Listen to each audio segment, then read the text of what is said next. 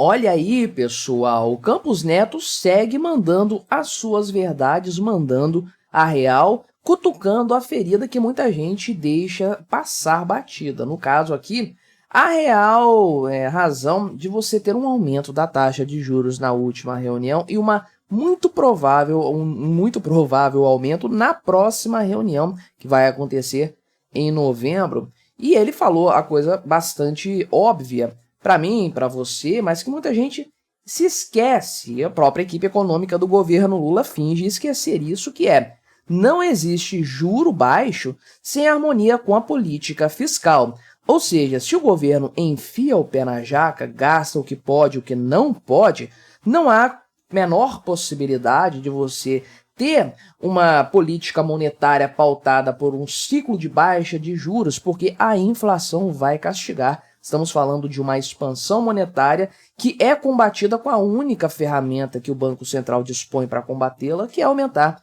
a taxa de juros. De fato, inclusive, é por isso aqui que a própria grande mídia, no caso aqui o Estadão, fala isso claramente, né? Que o principal responsável pelo juro alto não é o Banco Central, mas sim o governo federal elevando os gastos de forma persistente. Vamos conversar aqui então sobre esse tema, ver o que o Campos Neto falou, mandando a real como sempre. Mas antes, não se esqueça de se inscrever aqui no meu canal se você ainda não for inscrito. E se você quiser colaborar financeiramente aqui com este meu modesto trabalho, você pode se tornar membro patrocinador aqui do canal, com valores a partir de R$ 1,99 por mês. Não te custa tanto assim, mas me ajuda bastante.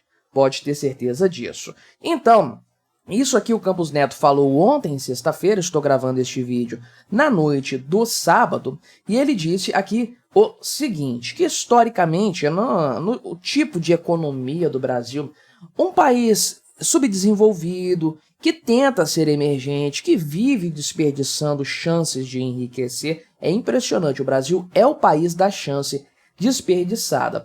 E ele falou o seguinte, que historicamente, para que o Brasil consiga conviver com juros mais baixos, é necessário haver um choque positivo nas contas públicas. Só que, quando que isso aconteceu na história do Brasil? Provavelmente nunca. Então é muito difícil, especialmente agora com este senhor aqui no comando da economia e o Lula na cadeira presidencial, é muito difícil estabilizar a dívida pública. E aqui não adianta nada, né?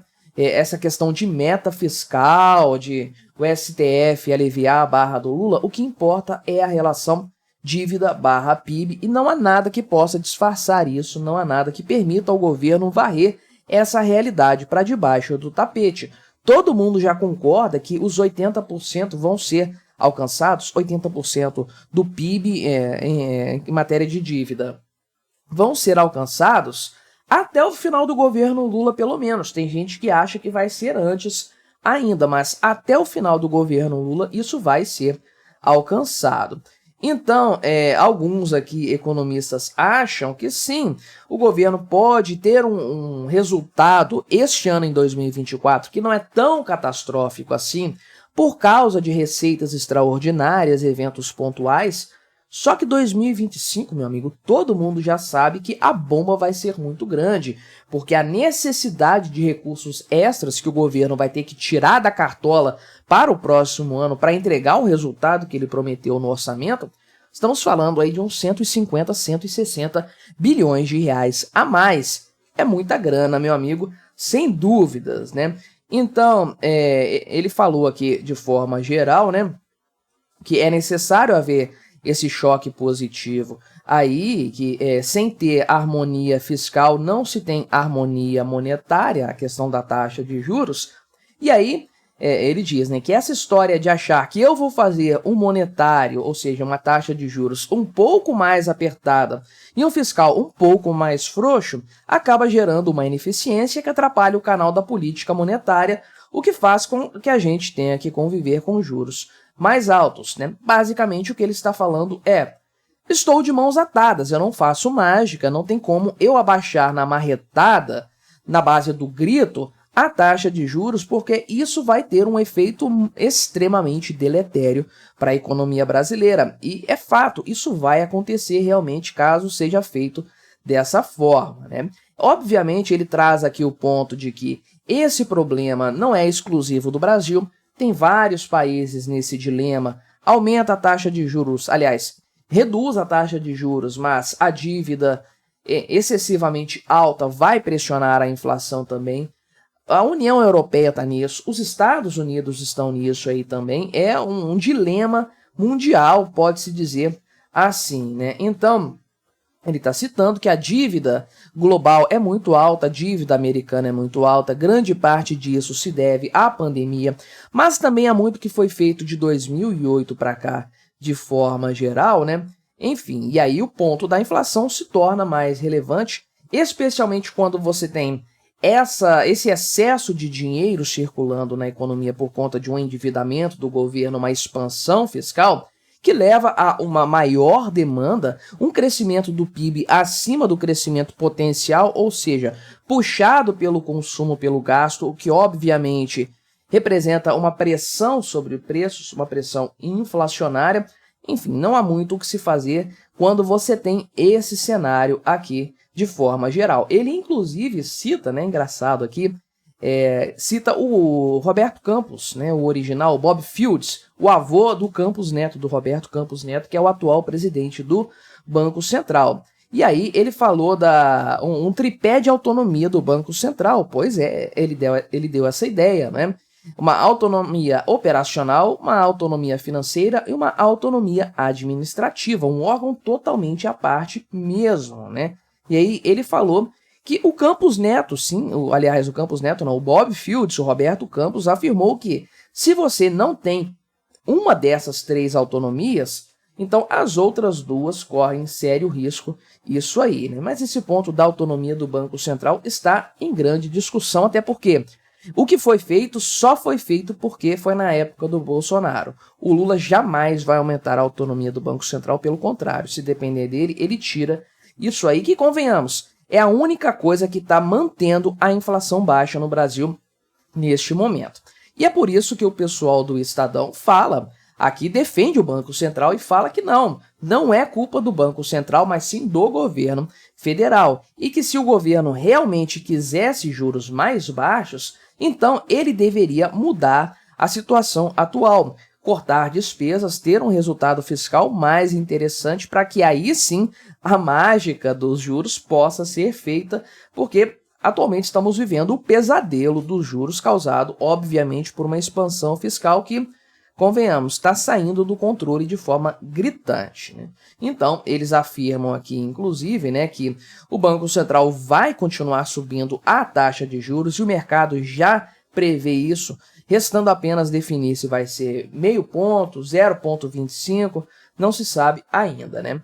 Então, eles fazem a análise, por exemplo, aqui, né, de os gastos públicos, a gestão política aqui dos gastos públicos, né? Então, a taxa de juros, atualmente a taxa real é de 6%, extremamente alta, né?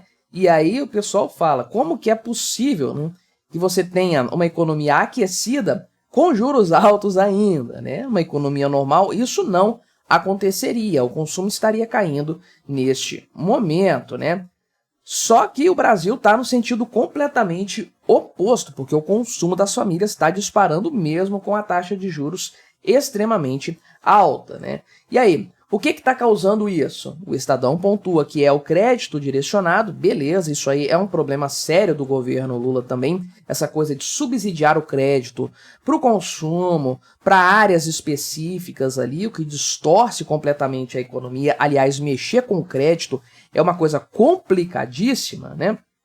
Agora, o outro ponto que provavelmente é o mais importante é que o gasto público está crescendo, está disparando, especialmente naquilo que vai diretamente para as famílias, como Bolsa Família, aposentadorias, BPC, seguros de forma geral, porque isso aí teve um salto de 30%, na verdade, de 2022, do acumulado de 12 meses lá em 2022 para agora, né? O acumulado em julho, que saltou para 1,3 trilhão de reais. Estamos falando de 300 bilhões de reais a mais repassados para a população mais pobre brasileira, gente que gasta no dia a dia, Dinheiro criado do absolutamente nada, né? Criado realmente do nada, do ar.